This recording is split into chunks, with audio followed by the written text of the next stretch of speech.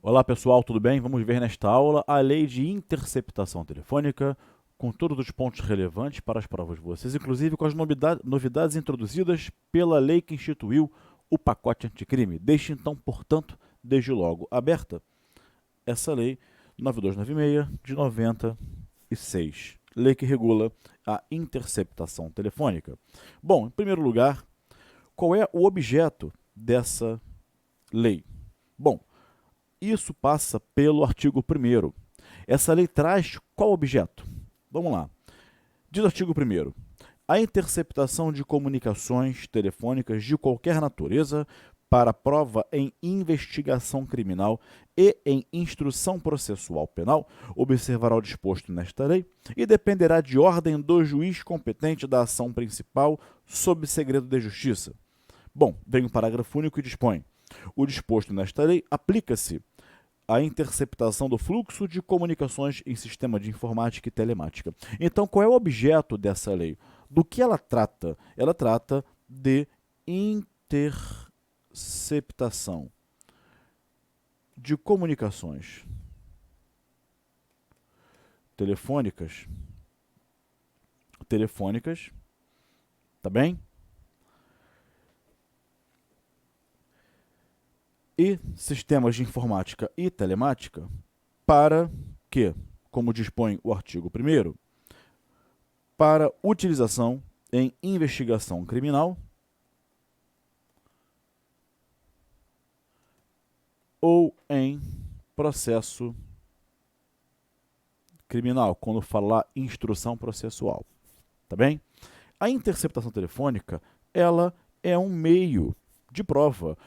E hoje, de alguns anos para cá, é o meio de prova mais utilizado, sobretudo naqueles tipos de crime em que é difícil a obtenção da prova. Então, na interceptação, gravam-se conversas de outras pessoas e, durante a conversa, as pessoas dão várias informações ao se comunicarem entre si e, a partir dali, a investigação ganha um novo fôlego, ganha novos elementos, grandes indícios, tudo a partir da comunicação telefônica. Então, ela é uma medida cautelar que é também destinada a produzir a prova da infração penal e a respectiva autoria.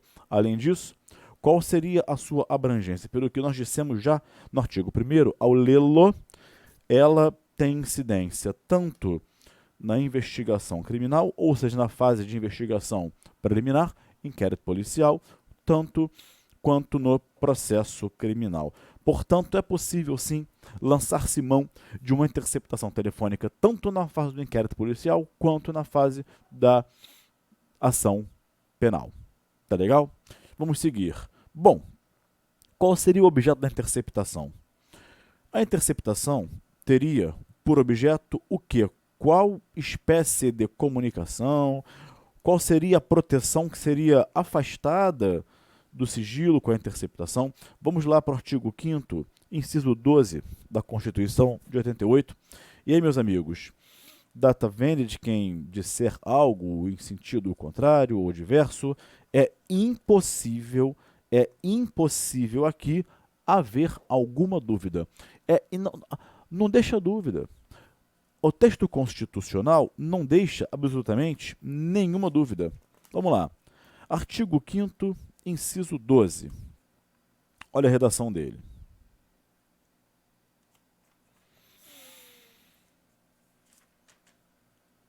É inviolável o sigilo da correspondência. Vamos lá. É inviolável o sigilo da correspondência.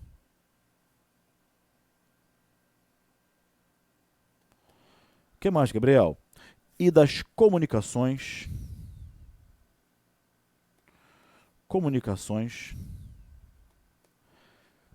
telegráficas de dados e das comunicações telefônicas. É inviolável. Então, essa primeira parte do inciso é uma norma. Coloca uma barra depois da palavra telefônicas. É uma norma. É regra geral. São invioláveis as comunicações, as correspondências e as comunicações telegráficas de dados e das comunicações telefônicas. Essa é a regra geral. São invioláveis. Você colocou uma barra depois de telefônicas? Então, depois da barra vem a palavra salvo. Agora vem uma ressalva. E diz assim, salvo no último caso. Olha como não dá margem a outras interpretações. Dessas todas aqui que eu escrevi à mão, salvo em último caso. Qual é o último caso aqui? O último caso que eu falei é correspondendo. Correspondência foi a primeira. Esse aqui é o último caso? Não, esse foi o primeiro caso, correspondência. Esse aqui é o último caso? Não, não é. Isso aqui é o último caso de dados? Não. Qual é o último caso? O último caso é comunicações telefônicas. Então, quando a própria Constituição dispõe, salvo do último caso, o último caso é esse aqui. Então, não tem mistério. A interceptação telefônica, ela existe para as comunicações telefônicas e ponto final. A ressalva refere-se tão somente às comunicações telefônicas. Tá? Então, qual é o objeto? Comunicações telefônicas e fluxos de comunicações em sistema de informática e telemática, como está lá, que nós já lemos no artigo 1º, parágrafo único dessa lei. Tá legal? Então, não há margem aqui para dúvidas. Tá legal? Ok? A lei só admite a interceptação de comunicações telefônicas e fluxo de sistema de comunicações de sistemas de informática e telemática. Qualquer outra coisa não está previsto aqui. Tá legal? Na Constituição, tá? Bom, vamos então prosperar. Agora, tanto a Constituição diz, salvo no último caso por ordem judicial, quanto a lei de interceptação telefônica também diz, no artigo 1º, a interceptação telefônica dependerá de ordem do juiz competente. Então, depende sim de autorização judicial, tá? E juízo competente. Chegaremos lá já já. Bom, a pergunta é, por que se exige aqui autorização judicial? Diria o aluno eficaz, porque está escrito na Constituição, está escrito na lei. Essa é uma resposta óbvia. Se está escrito, eu não lhe perguntaria por que se exige. Eu quero saber de você por que está escrito. É um passo atrás, é aprofundar. Isso é aprofundar, buscar os porquês, né? Por que a Constituição exige e por que a lei exige? A pergunta é essa. Não é por que tem que ter. Porque a lei exige. Legal, eu li a lei. Mas por que a lei exige? Por que a Constituição faz exigência expressa? Por quê? Por quê? Por quê? E aí? Né? Resposta muito simples. Para assegurar a igualdade de partes no processo. Lembra daquela relação triangular, da relação processual, não é isso? Juiz, autor e réu. Bom, o autor e o réu, eles são o quê? São partes. Não é isso? São partes. Não são partes? São partes. O que quer dizer que são partes? O que significa isso, Gabriel? O que é parte? O que é parte? Bom, trouxe aqui um pedaço de papel, tá? Isso é um guardanapo, tudo bem? Vou tirar um pedaço dele. Isso é uma parte. É um pedaço. Então, parte é um pedaço. Se alguém é parte de um processo, esse alguém é um pedaço na relação processual. Então, a relação processual tem Ministério Público e réu como partes, como pedaços da relação processual, que é presidida por um juiz. O juiz, que é uma pessoa imparcial, isenta, distante das partes, é um espectador. É um espectador. Então ele fica lá distante. Ele mantém a distância das partes. Ele é um espectador. Ele é imparcial. Ele é isento. Então, por que aqui se exige autorização judicial? Primeira resposta. Porque se viola aqui o direito fundamental constitucionalmente previsto de sigilo das comunicações telefônicas. E aí, primeira conclusão.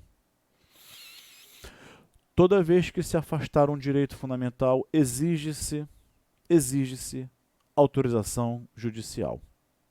Toda vez no Estado democrático de direito, toda vez que se quer afastar um direito fundamental, exige-se autorização judicial. O juiz, que é uma pessoa imparcial, é uma pessoa isenta dentro do processo, é uma pessoa que está distante das partes. Briguem aí vocês, autor e réu, eu sou o juiz, eu sou um espectador. Não é isso? Narra-me factum dabut tibi jus. Lembra esse ditado? Narra-me o fato que eu te dou o direito. Briguem aí, produzam as provas que querem produzir, falem o que quiserem falar. No momento processual adequado, um fala, o denúncia fala a acusação, defesa preliminar, resposta à acusação, fala a defesa. Na audiência o réu vai ser interrogado, as testemunhas dirão, eu estou assistindo a tudo, eu juiz, eu sou espectador.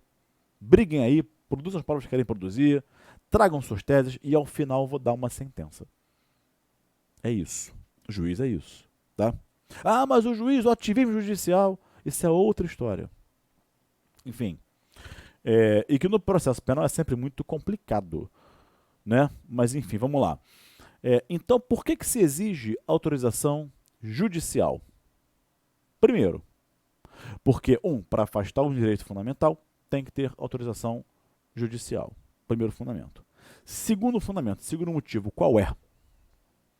Para assegurar, como eu disse aqui para vocês na tela, a igualdade de partes. Ou seja, se, de acordo com o devido processo legal, as duas partes têm posições idênticas no processo, parte A e parte B, parte 1 e parte 2, parte acusação, parte defesa, elas têm que ter direitos iguais. Paridade de armas. Paridade de armas. Igualdades de condições. Fala um, fala o outro. Falou esse aqui de novo, fala outro de novo. Fala esse aqui, fala esse aqui. Esse produziu prova, esse produz também. Esse fez pergunta à testemunha, esse aqui faz também. Então tem que ter armas iguais, paridade de armas. Eu não posso ter dentro de um processo uma parte, seja essa ou seja essa, com mais poderes do que a outra. Porque se uma das partes tiver mais poderes do que a outra, eu vou gerar um desequilíbrio de partes. E aí eu vou ter aquilo que não é possível, não é viável, ou seja, uma parte mais forte do que a outra. E cabe ao juízo assegurar a igualdade entre as partes. Faz sentido para você? Bom, então por que só o juiz pode decretar uma interceptação telefônica aqui? Por que a parte não pode? Por que o Ministério Público não pode, Gabriel? Tem que ser o juiz. MP não pode? Não, não pode. Sabe por quê? Porque se MP puder decretar a interceptação telefônica, o réu, a defesa, deve poder também revogar essa interceptação telefônica, desfazer. Não é? Se o Ministério Público puder decretar uma prisão preventiva, a defesa tem que poder revogar a prisão preventiva. Se o MP puder decretar uma busca e apreensão, a defesa tem que poder anular, desfazer essa busca e apreensão. E vice-versa. Ou seja, as partes têm que ter direitos iguais. Então, para se decretar a medida cautelar, como é a interceptação telefônica, como é a busca e apreensão, como é quebra de sigilo bancário, como é, por exemplo, prisão preventiva, prisão temporária, tem que ser um juiz, só um juiz isento, imparcial, distante das partes, pode decretar. Se não, repito, uma das partes terá mais poderes do que a outra. Ah, mas o Ministério Público, Gabriel, é fiscal da correta aplicação da lei? É, mas é parte. Ah, mas é fiscal da lei? Sim, mas ele é parte. Não, mas ele é parte, mas ele também é fiscal da correta aplicação da lei penal? É, sim, mas ele é parte. A condição dele é de fiscal de lei, da aplicação da lei, né? E de parte, igual ao réu, que é a outra parte. Tá? Enfim, então, as partes devem ter direitos iguais. Nenhuma, nem outra. Nem Ministério Público, nem defesa pode decretar uma medida cautelar, pode afastar um direito fundamental. Se a defesa puder afastar um direito fundamental, o MP tem que poder também restabelecer esse direito fundamental. Então, toda vez que para afastar um direito fundamental, que se for afastar um direito fundamental, tem que ser o juiz que ele é isento. É ele que preside o processo. Ele é imparcial. Tá bem? Então, por isso que se exige autorização judicial. Agora você entendeu com profundidade, com cientificidade. Isso é uma ciência, tem que entender a ciência, a dogmática, como o dogma da coisa funciona. É porque está na lei, porque está na Constituição, porque está escrito. Não. É o porquê que está escrito. Entendeu? Faz sentido para você? Então agora vamos prosperar. Bom, agora qual juiz, Gabriel? Ordem do juízo competente. É qualquer juiz? Não. Não e não. Juízo competente. E quem seria o juízo competente? Bom, vamos lá. A medida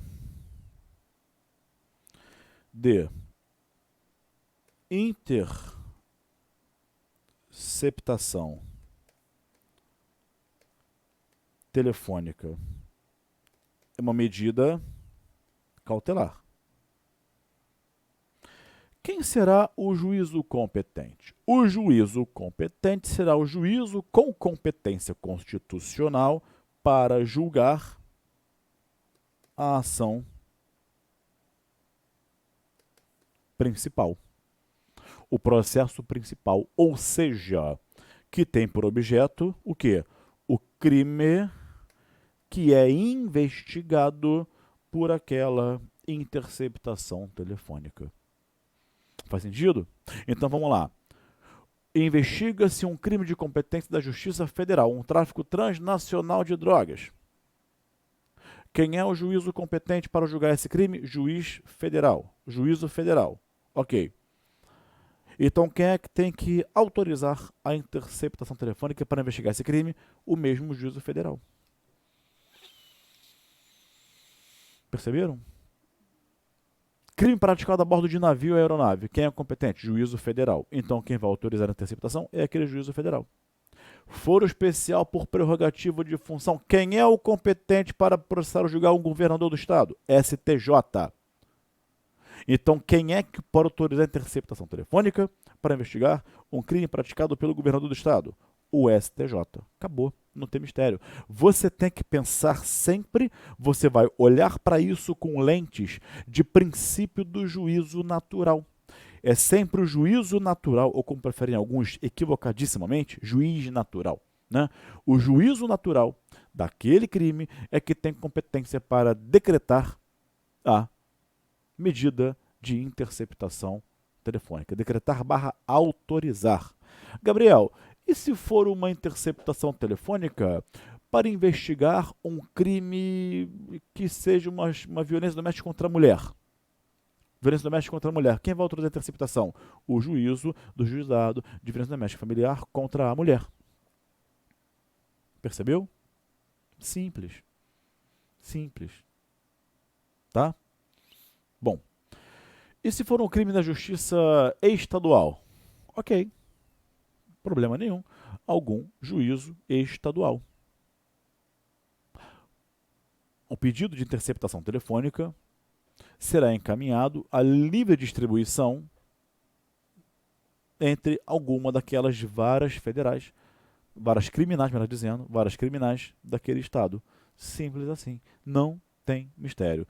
Ah, e se for um deputado federal em que foro especial STF? Dá no mesmo. Repito, se você olhar para isso com lentes de juízo natural, se você pensar de acordo com o princípio do juízo natural, você não vai errar. Tá? Então, quem é que tem competência para processar ou julgar? Um deputado federal ou um senador da República? O Supremo Tribunal Federal. Então, quem vai autorizar a interceptação será o ministro do Supremo Tribunal Federal. Tudo bem? Então não tem mistério. Tá? Bom, então vamos prosperar. Agora, e se for o caso de modificação superveniente de competência? Que é isso, Gabriel? Modificação de competência posterior superveniente. Como assim, Gabriel? Bom, investigava-se um crime de estelionato. Por exemplo, a terceira vara criminal do Rio de Janeiro autorizou uma interceptação telefônica para investigar um crime de estelionato. Tudo bem? Estelionato. Uma questão ligada a empréstimos bancários praticados com fraude. Bom, o delegado, quando representa o juízo, o MP, quando pede ao juiz, ele pensa assim, bom, quem é o competente para julgar essa ação, esse crime aqui? Julgar esse crime. Ah, o juiz estadual. Então, vou pedir a cautelar no juízo estadual. Vai a lei de distribuição e cai lá a terceira vara criminal do estado do Rio de Janeiro. Ele defere, concede, autoriza a interceptação telefônica. E aí se começa a interceptar, começam-se a colher dados, etc. e tal. Elementos, informações. Durante a interceptação, descobre-se que, na verdade, não foi um estelionato. Foi uma fraude envolvendo financiamento em banco. Financiamento. Financiamentos de automóveis em bancos. Bancos privados que sejam. E aí? Não é mais um 71. Não, Gabriel? Não. Porque se é a obtenção de financiamento em instituição financeira, sabe qual é o crime? É o crime do artigo 19 da Lei 7492 de 86, Lei dos Crimes contra o Sistema Financeiro Nacional. E aí, o artigo 26 dessa lei dispõe que esses crimes são de competência da Justiça Federal. 26 ou 25, é um dos dois. Então, o que acontece? Não se está mais diante de uma competência do juízo estadual, agora com a Justiça Federal. Então, o que fará o juiz da terceira vara criminal do Estado do Rio de Janeiro? Vai remeter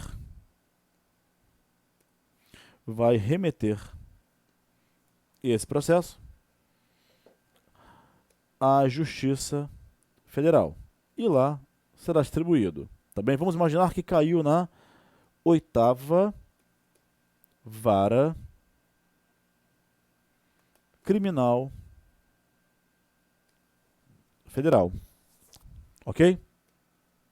Bom, a pergunta é, ao chegar na 8ª Vara Criminal Federal, já houve interceptação, colheita de vários elementos e informações importantes. A pergunta é, essa interceptação aqui, já na Vara Federal, ela é válida? E aí, na Vara Federal, é válida ou não? Ah, Gabriel, por que não seria? Aí que tá. Porque quando ela foi concedida, olha lá, deferida, ela foi deferida por um juízo que era incompetente. Só que só se descobriu depois de se detectar que o juízo competente era o juízo federal. Ou seja, o que aconteceu é que houve, como está no título, uma modificação superveniente de competência. A pergunta é, a interceptação aqui é válida? Sim ou não? Sim ou não?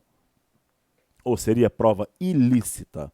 Bom, para a jurisprudência, essa prova é lícita. Essa prova é válida. E não há que se falar aqui em má-fé, porque não nasceu num juízo incompetente. Quando a medida cautelar foi deferida pelo juiz, aquele juízo era o juízo competente. Depois que se modificou a competência. Inclusive, a STJ já falou sobre a teoria da aparência quando julgou isso aqui. Já tem acórdãos que dizem isso. Teoria da aparência, não é? Poxa, Gabriel, eu nunca vi isso aplicado no processo criminal. O STJ já falou isso, STJ. Ou seja, aparentemente, quando a cautelar de interceptação telefônica foi deferida, a competência era, sim, do juízo da terceira vara criminal estadual. Então, a interceptação é válida, a prova é lícita, basta que o juízo que receber tudo isso ratifique. fique. Olha lá. STJ. Alteração superveniente da competência. As interceptações telefônicas, eventualmente determinadas por autoridade absolutamente incompetente, permanecem válidas. Aqui está a resposta. Ó. E podem ser plenamente ratificadas. Então, não há nisso nenhuma nulidade, nenhuma ilicitude de prova. Tá legal? Tomem cuidado com isso, fiquem atentos a isso. Tá bem? Bom, outra questão importante. Juízo incompetente e encontro fortuito de provas ou serendipidade. Vamos falar agora do chamado crime achado. Gabriel, o que é isso? O que é o crime achado? O que é serendipidade? O que você quer dizer com isso? Não é? E aí? A questão é a seguinte. O que significa encontro fortuito de provas? O que significa serendipidade? Olha, meus amigos, quem melhor conceituou serendipidade foi Luiz Flávio Gomes. Segundo Luiz Flávio Gomes, serendipidade é atirar no que viu e acertar o que não viu. Acho fantástico isso. Não tem nada de jurídico nisso, mas achei fantástico. Atirar no que viu e acertar o que não viu. Já viu esse ditado? Ih, fulano deu maior sorte. Atirou no que viu, acertou o que não viu. Como assim, Gabriel? Investiga-se aqui um tráfico de drogas. Ok? E o juiz defere aqui, como meio de investigação, uma interceptação telefônica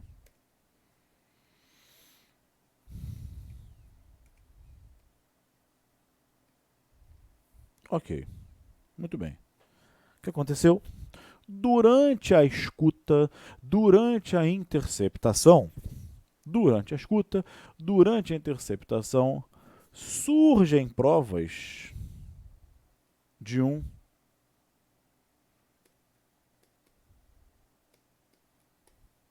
homicídio. E aí?